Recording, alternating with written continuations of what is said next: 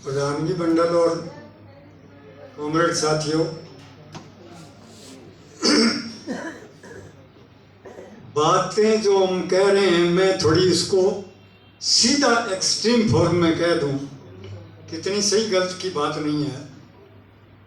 हम कह रहे हैं कि किसानों से जमीन छीनी जाएगी, किसान छोड़ के ही भाग जाएंगे। मैं दूसरी एक्सट्रीम बात कह रहा हूँ। परिस्थिति एनवायरनमेंट की और परिस्थिति जो कॉरपोरेट का कब्जा है सिस्टम पर, वो वॉलेंटरीली तैयार कर देगा किसान तो हाथ जोड़ देंगे। परिस्थिति ऐसी खड़ी की जा रही है दुनिया में। इसलिए खेती के मॉडल को बदले बगैर किसान ही नहीं रहेगा, रह ही नहीं सकता। जो मॉडल चल रहा मॉडल है ना खेती का, ये मॉडल चलेगा तो किसान भी नहीं चलेगा, किसान नहीं चलेगा। पहले तो ये सुन लो, ये बिल्कुल ये समझ में आए या ना आए। दूसरी बात ये है कि अगर हम खेती का मॉडल नहीं बदलेंगे तो ना हम किसान रहेंगे और ना इस धरती पर जीवन रहेगा। ये जीवन रेखा है, ये भी याद है। जो कॉरपोरेट को ये घमंड है कि मैं इनको हटा के पर इस धरती पर जीवन बचाऊंगा, कितने बचाएगा वो तो वो क्लियर है। उसको जो उसने विकास मॉडल पकड़ रखा है, उसको अच्छी तरह पता है विकास मॉडल को, कि हमने कितनी बायोडाइवर्सिटी को 70% हमने खत्म कर दी। 70 में 1970 50 साल पहले जितना यहाँ वनस्पति और जीव जगत था, उसका 70% खत्म है। इसका मतलब है कि बचेगा नहीं। अब उसकी कैलकुलेशन वो जाने, उसके वैज्ञानिक जाने मॉडल कॉरपोरेट के, ये वो जानते हैं कि मैं शब्द कुछ असंसदीय शब्द मेरे को आदत है, निकल जाए तो माफ करना। उसको पता है कि 800 करोड़ की जनता दुनिया की, ये डिवाइड है और डिवाइड रहेगी, और मैं इसको डिवाइड किए रखूंगा। कोई औकात नहीं है इस भुगदड़ की कि किनको मैं साफ करूं, किनको जिंदा रखूं। कोई मेरे सामने, हमारे कॉरपोरेट मॉडल के सामने कोई अड़ने नहीं आएगा। यानी विश्व में प्रकृति को बचाने के लिए, जीव जगत को बचाने के लिए, मानवता को बचाने के लिए कोई आंदोलन नहीं होगा। ये विश्वास है उनका। झूठा है या सच्चा है वो आगे साबित हो जाएगा। ये विदिन 10 ईयर 20 साल के अंदर, 20 तो बहुत ज्यादा बोल गया हूं मैं, 10 साल में फैसला हो जाएगा कि वो सच्चा है तो हो जाएगा ऐसा। अगर झूठा है तो दुनिया के लोग कॉरपोरेट सिस्टम को मिटा देंगे ये, और खुद नहीं मिटेंगे, किसी तरह जिंदा रहने की ट्राई करेंगे। नुकसान तो बहुत होगा, हमारी बहुत बीमारियां आएंगी, कितने हम मरेंगे, जीव जगत कितना बर्बाद हो गया है और कितना और बर्बाद होगा, मानवता कितनी बर्बाद है और कितनी और होगी, मेरे पास कैलकुलेशन नहीं है। होगा तो बहुत खतरनाक हमारे साथ हो रहा है। हम जब सुबह उठते हैं ना, तब ये सुनते हैं कि 10 लाख 20 लाख किसी पैलेस्टाइन की जगह में इतने बच्चे मार दिए, भूखे प्यासे तड़फाए जा रहे हैं, हो रहा है हमारे सामने। और हम कहते हैं कि कॉरपोरेट सिस्टम है।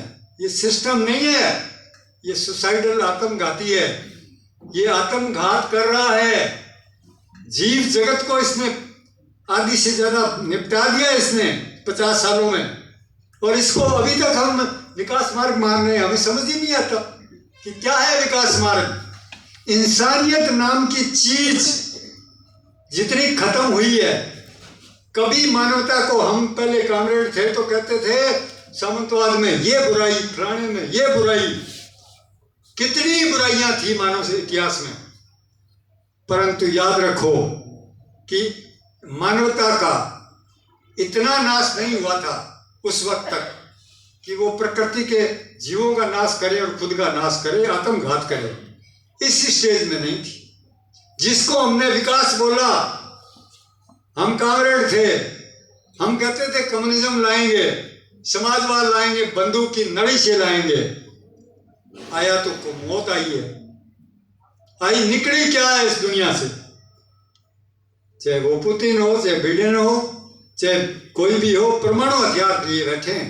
अब जो फिलिस्तीन में हो रहा है उसकी प्लानिंग तो सीधा दिख रहा है कि अमेरिका और रूस ने तैयार की है। काला सागर में परमाणु मिसाइलें तैयार किए बैठा है और कब से धमकी दे रहा है। 1.5 साल हो गए पुतिन को। और बिडेन मैदान में सीधा दिख रहा है। यूक्रेन में जो भी किया, नाटो ने जो भी किया, सबको पता है कि नाटो कितना हमलावर है। फिर तुलना करने का कोई फायदा नहीं। पुतिन से ज्यादा खतरनाक है, रूस से ज्यादा खतरनाक है, ज्यादा अपराधी है ज्यादा अपराधी मान लो नाटो को और अमेरिका को। परंतु जो कम अपराधी है, क्या वो इस धरती पे जीवन बचाने के लिए कुछ कर रहा है? उसकी कोई अप्रोच है? वो तो कह रहा परमाणु मेरे पास, इधर ये बेड़े ले आया, अभी ले आया, बेड़े ले आया, ये 3 बेड़े अमेरिका ले आया, रशिया पहले से तैयार बैठा है, मर देंगे, मारेंगे। अरे भाई तुम कौन लोग हो कौन तुम?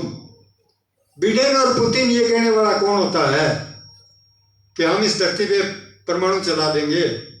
हम कौन है? 800 करोड़ जनता कौन है वो तो बताओ।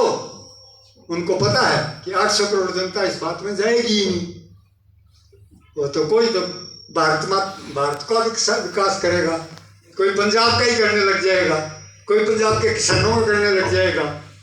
जितने इस वक्त एक सवाल है कि अगर दुनिया का साझा जो सवाल है सरबत का भला, कि जीव जगत का भला, जीव जगत बचेगा कि नहीं बचेगा, और मानवता बचेगी कि नहीं, साथ जिएंगे साथ मरेंगे, हो ही नहीं सकता। जो मानवता ये सोच रही है, जिसका हर आदमी ये सोचता है मैं मेरा घर कर लूं, मैं मेरा प्रांत कर लूं, मेरा राष्ट्र कर लूं, वो कहीं और स्वर्ग की बातें हैं, वो धरती पर नहीं होने वाली। साफ साफ बात है कि इस धरती के ऊपर मुद्दा ये है पहले नंबर का। अगर ये मुद्दा नहीं उठता हमसे सरबत के भले का, कि प्रकृति को बचाना और मानवता को बचाना ही बचाने का एक पहलू होगा कि हम प्राकृतिक खेती करें, वो उसका विकास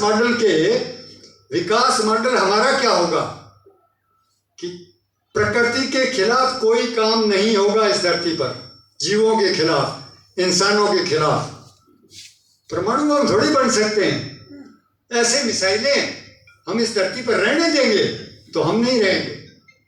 इसलिए सवाल सीधा है कि अब विश्व में ये सवाल है कि विश्व शांति, पूरे विश्व की एकता और पूरी मानव जाति की नहीं, पूरे पर्यावरण के साथ एकता करनी पड़ेगी। और नहीं तो फिर अगला सेंटेंस में हमेशा ही बोलता हूं, नहीं तो यहां से जाना पड़ेगा।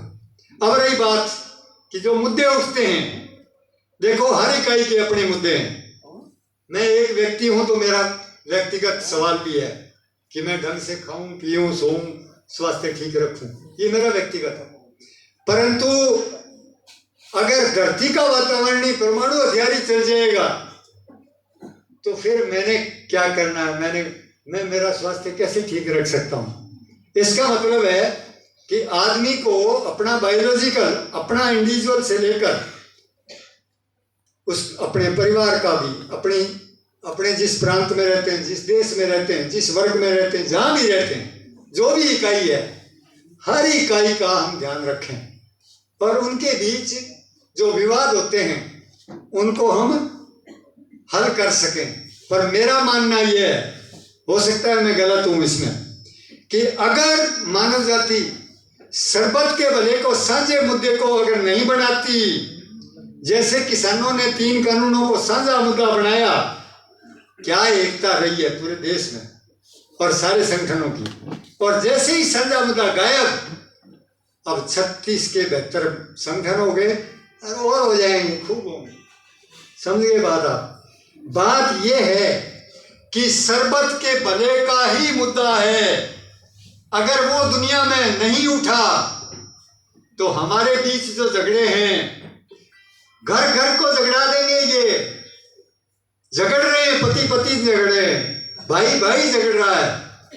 1 मिनट में ये दंगा करवा सकते हैं किसी भी गांव में। 1 मिनट में हम आग के पुतले पर, हमारा कॉर्पोरेट समाज इतना डिवाइडेड है कि इसमें किसी भी वक्त किसी भी नाम पर ये फूट डाल के और कुत्ते के पिल्ले की तरह लड़ा सकते हैं और लड़ा रहे हैं। इसलिए मेरा मानना यह है कि किसी की कोई भी मुद्दा उठे, पानी का मुद्दा है, किसी संगठन की कोई भी राय हो, वो अगर ये भी कहे कि नहीं सारा पानी पंजाब को मिलना चाहिए, ना पाकिस्तान को, ना हरियाणा को, ना राजस्थान को, उसका अधिकार है कहने का, वो उसका विचार है। बिल्कुल अगर 36 संगठन मान लो वापिस एक होते हैं, कोई संगठन ये बात कहे तब भी कहने का अधिकार उसका कायम रखो। पर जहां मानने का सवाल है वो तो फिर बहुमत मानोगे, फिर सांझे में रहोगे ना। इसका मतलब है कि मत घबराओ, हमारे बीच मतभेद से मतभेद हैं और रहेंगे, पर हम किसी के मतभेद को दबाएंगे नहीं। बहुमत के मुताबिक चलने के लिए तैयार रहें, सबको तैयार करें इसके लिए। परंतु एक बात कैसे पहुंचाएं कि सरबत के भले तक पहुंचो, नहीं तो ये बर्बाद कर देगा। ये कॉर्पोरेट सिस्टम 10 साल से ज्यादा चलने वाला नहीं है। ये इस धरती को बर्बाद कर देगा। इसलिए पूरी दुनिया को बचाने के लिए खड़े हो जाओ, विश्व के नागरिक बनो। पंजाब और इंडिया के नागरिक बनने से हम जिंदा नहीं रहेंगे। ये हमारी जीवन और मौत का सवाल है। ये मैं एक्सट्रीम बात कह रहा हूं तो आपको लग रही है तो सोचना जरूर कि बात यहां पहुंची हुई है कि सरबत के भले का आंदोलन, इस धरती पे हम कोई विश्व युद्ध नहीं होने देंगे। आज से ही बोलो, इस पर पानी पर भी बोलो, मुझे कोई दिक्कत नहीं है। धन्यवाद।